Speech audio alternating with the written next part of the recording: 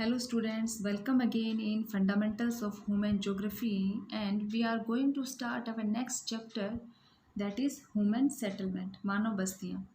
And you know that beta, there are three basic needs of man: food, shelter and cloth. And today we are discussing about the shelter. And you know that the size of a shelter may vary from a small hut to a big mansion.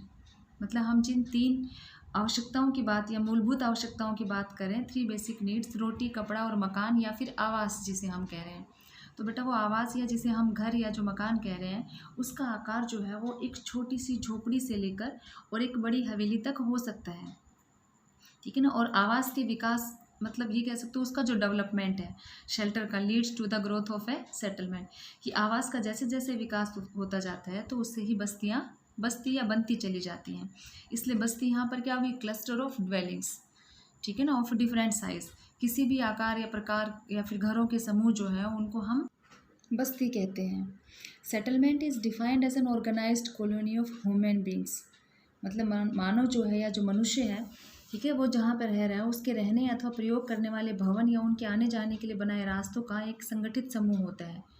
ठीक है ना, जिसमें गलियों को या रास्तों को सबको सम्मिलित किया जाता है। इट मीन्स कि buildings in which they live और use and the paths and streets over which they travel all are include in human settlements.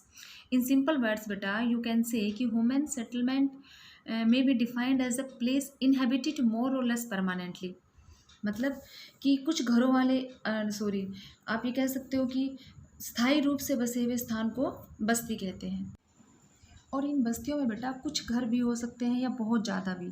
अगर कुछ घरों वाले छोटे क्षेत्र होते हैं उसे पूर्वा या हैमलेट कहा जाता है, मतलब फ्यू डेलिंग यूनिट्स अगर होती है। और अगर ये बहुत लार्ज या ज़्यादा होती हैं या बिग क्लस्टर ऑफ बिल्डिंग्स होता है अकोमोडेटिंग मिलियंस ऑफ पीपल, अगर इस तरह से होता है तो यहाँ ये भी हो सकता है कि मेगालोपोलिस या महानगर या नगर हो। ठीक है, ये डिपेंड करता है वहाँ रहने वाले जनसंख्या पर या लोगों पर या सुविधाओं फैसिलिटीज़ के ऊपर। तो बस्तियाँ जो है वो छोटे से हैमलेट से लेकर और बड़े मेगापोलिस तक हो सकती हैं। ठीक है, अब हमें देखना है कि सेटलमेंट्स जो हैं उनको स्टडी करने के लिए हम जो टर्म्स यूज़ करते हैं, तो there are two terms, site and situation. मतलब बस्तियों का अध्ययन उनके स्थल और उनकी स्थिति के संदर्भ में किया जाता है। और स्थल या जब हम साइट की बात करते हैं तो बेटा ये है the actual place of ground on which the settlement is built, वास्तव में वो स्थान जिसके ऊपर वो भूमि, ठीक है ना, जिस पर बस्ती बनी हुई है। तो वो भूमि जो है वो कोई भी हो सकती है, वो उच्चावच भी हो सकता है, वो हिल एरिया भी हो सकता है, या वो प्लेन एरिया भी हो सकता है। तो वो भूमि तो हो गया उसका स्थल या साइट। और सिचुएशन का मतलब सराउंडिंग एरिया, उसके आसपास वाला जो क्षेत्र है उसे हम स्थिति या सिचुएशन कहते हैं। Let's move to the next बेटा, क्लासिफिकेशन ऑफ सेटलमेंट्स, बस्तियों का वर्गीकरण। अब जब हम बस्तियों का वर्गीकरण करते हैं तो हमें देखना कि कितने प्रकार की होती है। तो बेटा two types of settlement are recognized as rural and urban, ग्रामीण और नगरीय। रूरल मीन्स आप विलेजेस भी कह सकते हैं और अर्बन को आप टाउन्स भी कह सकते हैं। तो रूरल और अर्बन जो है are relatively terms because there is no universally accepted criteria to distinguish them from each other. एक दूसरे से अलग करने के लिए इसमें कोई भी ऐसा मापदंड नहीं है कि हम ये कहें कि ये नगरीय बस्तियां हैं या फिर ये ग्रामीण बस्तियां हैं, मतलब ऐसा कोई सार्वभौम मापदंड नहीं होता है। और डिफरेंट जो कंट्रीज़ हैं उन्होंने अपनी अपनी सुविधा के अनुसार, ठीक है ना, अलग अलग अपने लिए इनके मापदंड या इसके क्राइटेरिया बनाए हैं। इसलिए इनको डिस्टिंग्विश करने के लिए या फिर इनमें डिफरेंस करने के लिए यहाँ पर हम जो मेन बेसिस या आधार लेते हैं बेटा वो दो ले रहे हैं। ठीक है ना, मतलब क्लासिफिकेशन के लिए फर्स्ट है वो occupation of its population, it's people and the population size, कि वहाँ के जो लोग हैं या जो निवासी हैं, ठीक है ना, उनका व्यवसाय क्या है। और दूसरा वहाँ की जनसंख्या का आकार, कि कितने लोग रहते हैं। ठीक है, अब देखिए फर्स्ट हम ऑक्यूपेशन ले रहे हैं। तो रूरल सेटलमेंट्स में जो ऑक्यूपेशन है मतलब लोग किस प्रकार के कार्य करते हैं। ऑक्यूपेशन का मतलब इकोनॉमिक एक्टिविटीज़ से है। ठीक है ना, हम ये पहले बात कर चुके हैं कि इकोनॉमिक एक्टिविटीज़ हो गया उनकी आर्थिक क्रियाएं, ठीक है ना, कमाने का साधन, तो उनका व्यवसाय या ऑक्यूपेशन है। तो यहाँ रूरल एरिया जो हैं इनके अंदर जो पीपल हैं are mainly engaged in primary activities जैसे एग्रीकल्चर, फिशिंग, माइनिंग या फॉरेस्ट्री। इस प्रकार के कार्य जो हैं वो वहाँ पर करते हैं, जैसे आपका कृषि है, मत्स्य है, खनन है या वानिकी। ठीक है ना। On the other hand urban people are engage in secondary, tertiary and quaternary activities such as manufacturing बेटा, trade, transport, services, research and development. ठीक है ना, you can discuss in earlier chapters. तो प्राइमरी जो है वो आपका मतलब प्राइमरी एक्टिविटीज़ ऑक्यूपेशन है वो ग्रामीण क्षेत्रों में, सेकेंडरी टर्सरी क्वार्टनरी एक्टिविटीज़ है द्वितीयक तृतीय और चतुर्थ क्रियाकलाप के कार्यों में लगे रहते हैं नगरीय क्षेत्रों के लोग। ये तो हो गया ऑक्यूपेशन कि हमने इस आधार पर इन दोनों में डिफरेंस या डिस्टिंग्विश किया इनको।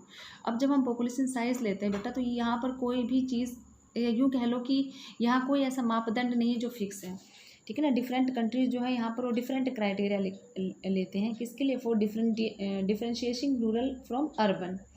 But this criteria also has large variation and different countries have adopted different population size for differentiating rural urban settlement. So in some of the densely populated countries like China and India beta, some of the villages have population exceeding that of some towns of Western Europe and the USA. Means बेटा कि चीन और भारत जो है वो आपकी क्या dense populated countries हैं, ठीक है ना, लार्ज पॉपुलेशन भी है, मतलब जनसंख्या भी बहुत ज़्यादा है। तो इन देशों के अंदर गाँव की जनसंख्या जो है वो पश्चिमी यूरोप या संयुक्त राज्य अमेरिका जो है उसके नगरों से भी अधिक है। देखो जैसे हम ये कहें कि इंडिया में हमने टाउन या आप ये कह लें कि अर्बन एरिया जो माना था वो क्या माना था कि 5,000 व्यक्ति जहाँ पर हों, ठीक है ना, 5,000 पर्सनस अगर हैं तो हम उसे अर्बन में काउंट कर रहे हैं, ठीक है। जब हम जापान की बात करते हैं तो वहाँ पर 30,000 चाहिए कि अगर 30,000 संख्या है वहाँ की तो वो अर्बन में काउंट होते। पर अगर हम और बात करते हैं डेनमार्क की, स्वीडन की या फिनलैंड की, तो बेटा यहाँ 250 व्यक्ति ही चाहिए। तो कहाँ 250, कहाँ 5,000 और 30,000। इसका मतलब डिफरेंट कंट्रीज़ के लिए अर्बन एरिया कहलाने के लिए जो मापदंड या क्राइटेरिया है वो डिफरेंट हो गया कि उनके 250 व्यक्ति हैं, ठीक है ना, और हमारे यहाँ पर इतने कितने हैं गाँव के अंदर हैं, ठीक है, हमें कितने चाहिए 5,000, ठीक है। और यही जापान के अंदर कितने चाहिए बेटा 30,000, थाईलैंड में कितने 2,500। तो सबके लिए अलग अलग है। तो पॉपुलेशन साइज जो है ये सही मापदंड नहीं है, बिकॉज डिफरेंट कंट्रीज़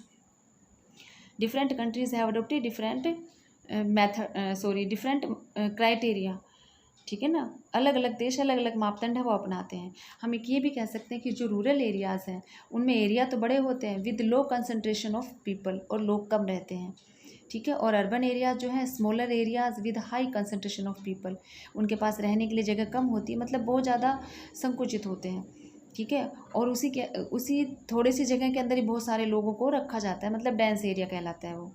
तो ये आपका डिफरेंस हो गया किसमें, आपका रूरल में एंड आपका अर्बन सेटल। तो बेटे जी शुरुआत करते हैं गांव से। रूरल सेटलमेंट्स ग्रामीण बस्तियां, क्योंकि ये भूमि से और प्रकृति से जुड़े होते हैं, मतलब ज़मीन से जुड़े हुए लोग होते हैं और जो सादा जीवन जीते हैं रूरल सेटलमेंट्स में।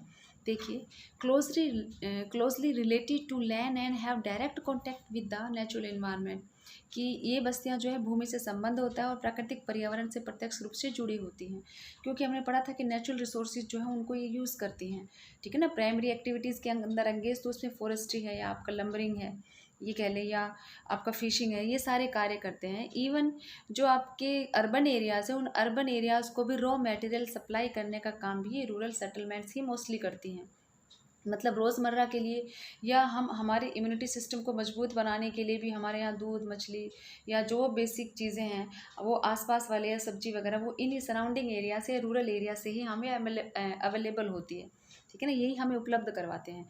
इसलिए हमारे लिए ये क्या है, आधार कह लो आप। इसलिए रूरल सेटलमेंट्स जो है ये क्या प्रकृति से जुड़े होते हैं। अब जब हम इन्हें भी क्लासीफाई करते हैं, इनके भी टाइप्स देखते हैं, तो देखिए may be studied in terms of form, internal structure and functions, कि इनका अध्ययन करने के लिए हम इनकी आकृति के आधार पर, मतलब हम इनका शेप या फॉर्म देखेंगे कि कुछ ऐसी होती है जिसके अंदर बहुत पास पास घर होते हैं या बहुत ज़्यादा लोग रहते हैं, कुछ ऐसी भी जिससे बहुत दूर दूर होते हैं, एक यहाँ है तो एक बहुत दूर। आंतरिक संरचना जो है उसके अंदर हम इनके सेटिंग भी देख सकते हैं कि वो गांव कहाँ पर है, प्लेटू में या प्लेन में, या उनके फंक्शंस भी देख सकते हैं कि वो क्या कार्य करते हैं, ठीक है ना, कि वो गांव मछुआरों का ही है या वो खेती का ही काम करता है, ठीक है ना, या चरवाहों का है, किस प्रकार का है, मत्स्य पालन का काम करता है।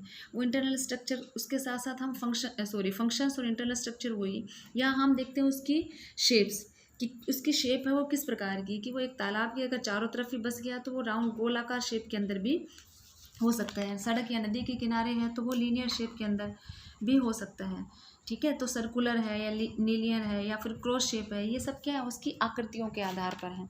तो इस आधार पर हम क्या इन रूरल सेटलमेंट्स जो हैं बेटा, या आपकी ग्रामीण बस्तियां, इनका अध्ययन करेंगे। आगे बढ़ते हैं बेटा। फॉर्म्स ऑफ रूरल सेटलमेंट्स, ग्रामीण बस्तियों के प्रारूप। And two distinct forms of rural settlements बेटा, and these are compact settlements and scattered or dispersed settlements.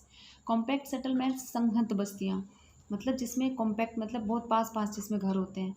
And the another disperse settlement जो है परकीन या फिर बिखरी हुई बस्तियाँ भी जिसे कहा जाता है, जिसमें घर बहुत दूर दूर या यूँ कह लो कम होते हैं रादर देन कॉम्पैक्ट। अब पहले पर आ जाइए। These settlements mainly found in fertile plains and river valleys, मतलब ये कहाँ पर मिलती है, जहाँ उपजाऊ मैदान होते हैं, नदी घाटियों में उन्हें पाई जाती है। क्यों? क्योंकि इनका मुख्य काम जो है वो कृषि होता है। मेन ऑक्यूपेशन इज एग्रीकल्चर, या फिर they are engage in the agriculture या एग्रीकल्चर रिलेटेड एक्टिविटीज़। इसलिए इन्हें क्या चाहिए, फर्टाइल लैंड चाहिए, उपजाऊ मैदान चाहिए या उपजाऊ मिट्टी चाहिए। फर्टाइल सोइल के कारण ये इन एरियाज या इसमें रिवर वैलीज में रहते हैं। Houses are built in close vicinity and have leather, sorry बेटा ये लीदर नहीं है, लेजर लिविंग है बेटा, ये लेजर लिविंग स्पेस, मतलब रहने का स्थान जो है वो बहुत कम होता है। ठीक है। और size of the field is small, खेत का आकार है वो छोटा होता है क्योंकि घर पास पास होते हैं इसलिए। जैसे हम गंगा का एग्जांपल ले सकते हैं, गंगा प्लेन इंडिया का, इस 500 से 1000 व्यक्ति हैं वो उसके अंदर रहते हैं। And the people work in the field during the day, दिन में वो काम करते हैं, and come back to the village in the evening, शाम को गाँव में आ जाते हैं। So they live in a closely knit society.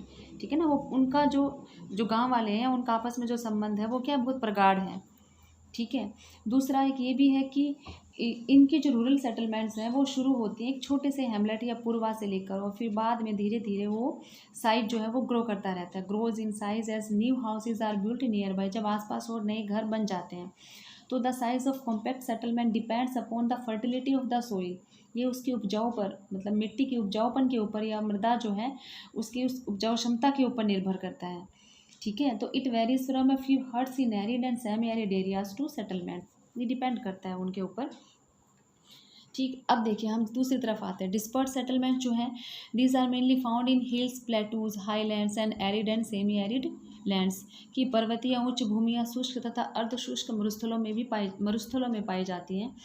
और इनका जो मुख्य व्यवसाय है या तो लकड़ी से संबंधित मतलब काष्ठवर्धन लंबरिंग, या फिर ग्रेजिंग मतलब पशुपालन है। इनके जो घर है वो isolated and scattered and have more living space, मतलब एक दूसरे से खुले दूर दूर होते हैं।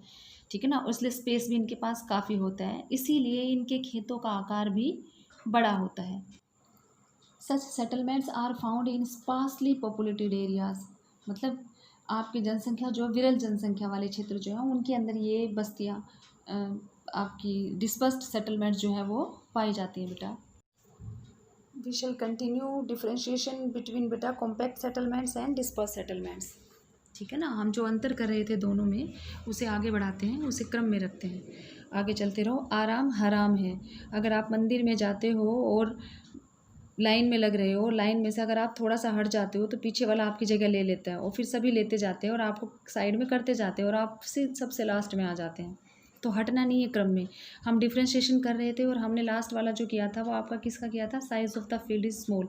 अब आगे देखते हैं, कॉम्पैक्ट पर आ जाइए। Streets are dirty due to lack of proper drainage, पानी की निकास की व्यवस्था नहीं होती, ड्रेनेज फैसिलिटी ना होने के कारण नालियाँ ढंग से नहीं बनी और पानी नहीं निकल पा रहा उसमें, इसलिए वो गंदी होती हैं।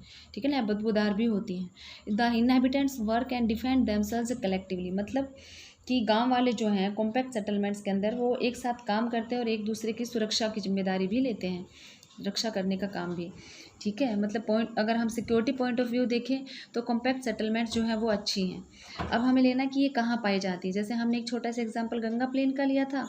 Now we are taking another, हम और भी बल्कि बहुत सारे लेंगे। देखिए आपके इसमें है river plains of monsoon Asia, आपके मानसून एशिया जो है उसके भी ले सकते हो। इसके अलावा प्लेन्स ऑफ इंडिया, चाइना और थाईलैंड, इनके अंदर भी आपकी large nucleated villages is the common site. और आपकी इरावदी जो है, जिसे हम इरावदी आयुर्वेदी बोलते हैं म्यांमार डेल्टा का, या there are linear settlements along with nucleated small village. Linear का मतलब उस नदी के साथ साथ, कि आपकी जो नदी है उस नदी के साथ साथ घर जो हैं वो बनते चले जाते हैं।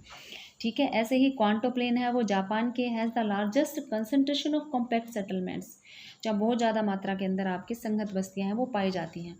और भी ले सकते हैं बेटा, in southern Arabia human settlements are concentrated close to the coast, तट के किनारे होती हैं, ठीक है ना। और तट के किनारे क्यों होंगी? Because of the availability of water and good soil, की अच्छी मृदा और पानी या जल की उपलब्धता उनको होती है वहाँ पर। अब दूसरी साइड आ जाइए, ठीक है। Disperse settlements, the settlements are quite neat and clean, मतलब उसका उल्टा कि उसमें गलियाँ गंदी है तो बेटा इसमें साफ़ है। अब इसमें साफ़ क्यों है? क्योंकि उसमें ड्रेनेज फैसिलिटी नहीं थी। और यहाँ पर क्या है, they provide sorry the settlements है वो किसके लिए है? क्लियर या फिर साफ़ है, क्यों? क्योंकि यहाँ ड्रेनेज फैसिलिटी है। पीपल लीड आइसोलेटेड लाइफ, उसके अंदर क्या प्रगाढ़ जीवन जीते थे, मिलजुल कर रहते थे। यहाँ दूर दूर घर हैं, बड़े बड़े खेत हैं, इसलिए वो एक दूसरे से इतना नहीं मिलते, इसलिए वो एकांत का या एकाकी जीवन जीते हैं। अब हमें इसमें भी क्या लेने हैं? एग्जाम्पल लेने हैं। तो देखिए, हम जब एग्जाम्पल लेंगे स्केटर्ड और आपकी जो डिस्पर्स्ड सेटलमेंट्स हैं, तो इसमें बहुत सारी हैं, जैसे कि आपकी wheat growing areas of USA, Canada and Australia, ठीक है। ये आपकी क्या स्केटर्ड या डिस्पर्ड सेटलमेंट्स हैं। या फिर आप और भी ले सकते हो कि scattered settlements are also seen in the areas of plantation agriculture in Asia and Africa, इनमें भी पाई जाती हैं। या हिल्स या प्लेटूज या हाईलैंड्स है उसके ऊपर भी, क्योंकि वहाँ कम लोग रहते हैं। और इंडिया में हम लेते हैं तो ये आपकी क्या, these are found in northern Karnataka, Himachal Pradesh, Sikkim, hilly areas of northern part of West Bengal, ठीक है। आप देख भी सकते हो इस पिक्चर के चित्र के अंदर या इन पिक्चर्स में कि फर्स्ट जो आपकी कॉम्पैक्ट सेटलमेंट्स, उसमें घर कितने पास पास हैं, सटे हुए हैं ना एक दूसरे से, ठीक है। और जो सेकंड आपका डिस्पर्स्ड है, इसमें देखो घर बहुत दूर दूर है और खुला खुला साफ सुथरा नज़र आ रहा है आपको, ठीक। तो ये आपके दोनों थे कॉम्पैक्ट एंड डिस्पर्स्ड सेटलमेंट्स।